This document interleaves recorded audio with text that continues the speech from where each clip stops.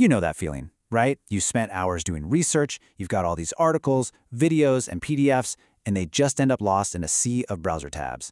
All that incredible information just trapped. Well, today, we're looking at a seriously powerful AI stack that turns that chaos into an actual superpower. It's a workflow that could completely change how you deal with information. Let's break it down. And this quote from Artem Jutov, man, it just hits the nail on the head. For most people, a research tool is like a box. Information goes in, but it doesn't really come out in a useful way. But what if it did? What if you could pull all that knowledge out, not as a bunch of notes, but as a living, breathing web of interconnected ideas that you can actually talk to? That's the huge leap we're talking about today. So before we jump into the solution, let's just sit with the problem for a second. There is this massive, frustrating gap between finding stuff and actually using it.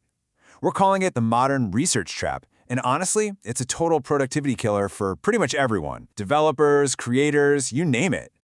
I mean, does this look familiar? 20+ tabs open, endless copy-pasting. You can't remember where you found that one perfect quote. You're 6 videos into a tutorial series and you've already forgotten what the second one said. Then you try to jam all your messy notes into a prompt for an AI, burn through a ton of tokens, and the result is just okay. It's this messy manual process that's slowing all of us down. All right, so how do we get out of the trap?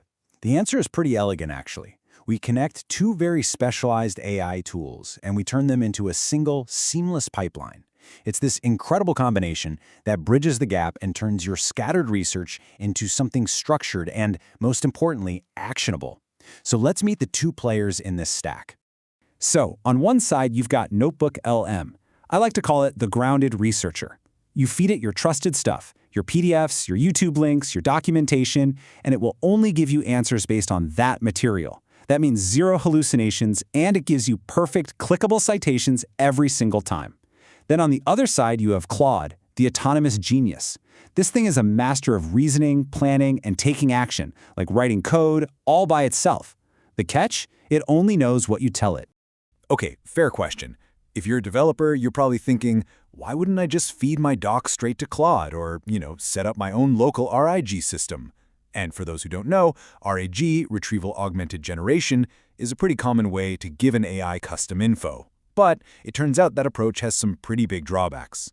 And this is where it gets really interesting. Look at the efficiency here. Just dumping all your documents into an AI like Claude, super expensive token-wise. Building your own RAG setup, that can take hours, and you might still get weird answers. But this NotebookLM workflow, the token cost is minimal. You can set it up in literally 5 minutes, and this is the most important part. You get 0 hallucinations because it is absolutely locked to your sources. So we've got our grounded researcher and our autonomous genius, 2 amazing specialists. But how do we get them to actually work together? Well, there's this little piece of magic, this connective tissue that turns them from 2 separate tools into one collaborative team that works for you. And that bridge is called the Model Context Protocol, or MCP. The easiest way to think about it is like a universal adapter for AI. It's this simple, open standard that lets an agent like Claude basically use other tools as if they were its own. It's the key that allows these 2 separate brains to team up and do some really powerful work. Okay, so here's what this looks like in practice. You give Claude a big, high-level goal, like build me a CRM dashboard. Now, instead of just guessing, Claude turns to NotebookLM and starts asking it very specific questions about the documentation you provided. NotebookLM shoots back these perfectly synthesized, cited answers, and then Claude takes that rock-solid information and gets to work writing the code, checking it, and iterating until the job's done. It's a full-on AI-to-AI conversation, and you're just the manager. All right, the theory is cool, but what can you actually do with this? This is where it gets really, really exciting. When you combine this grounded research with autonomous action, you unlock some capabilities that are just way beyond simple question and answer. I mean, just imagine this. You could generate a podcast-style audio summary of all your research to listen to on your drive. Or you could have a conversation with hundreds of your own journal entries to find hidden patterns.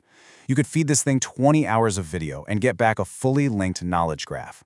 You can even have it build out the entire skeleton of a software application based only on the documentation. The point is, this isn't just about research anymore. It's about creation. And this just shows you the power. This developer, Mejba Ahmed, used this exact stack to build a whole CRM dashboard without typing a single line of code himself. He just fed the documentation into NotebookLM, gave Claude the instructions, and then he just supervised while the AIs collaborated to build it. That's incredible. And here's another awesome real-world example. Artem Zutov took 20 different YouTube videos, chucked them into this stack, and had it automatically generate a knowledge graph right inside his Obsidian notes. Every single concept, every claim was linked back to the exact video and timestamp where it came from. All that research that used to just disappear is now a permanent, interconnected part of his personal knowledge base. The efficiency gains here are just staggering. One developer tried this workflow for just 3 weeks, and their research time per project dropped from 2 hours down to 20 minutes.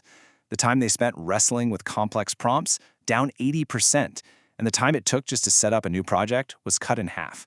These aren't small improvements, these are game-changing numbers. So what's the really big idea here? I mean, this specific stack is amazing, but it points to a much bigger shift in how we should be thinking about work and AI. We've got to move past this idea of finding one giant AI to do everything and start thinking in terms of pipelines. This is something called tool chain thinking. The real power, the real leverage, doesn't come from a single do-it-all AI. It comes from connecting a bunch of specialized tools, one for research, one for coding, one for images, into a workflow where each piece does the one thing it's absolutely best at. That right there is the next evolution of productivity. Okay, so let's bring this all home. What does this actually mean for you, right now? How can you put this into practice? Let's break down a few practical ways different people can use this. If you're a creator, you could turn your entire video back catalog into an endless well of citable blog posts and scripts. If you're a student, this can automate the absolute worst parts of writing a literature review. For developers, you can learn a brand new library without ever debugging a piece of hallucinated code. And honestly, any professional can turn those dry company handbooks into an interactive onboarding system for new team members. The use cases are immediate and they are incredibly powerful.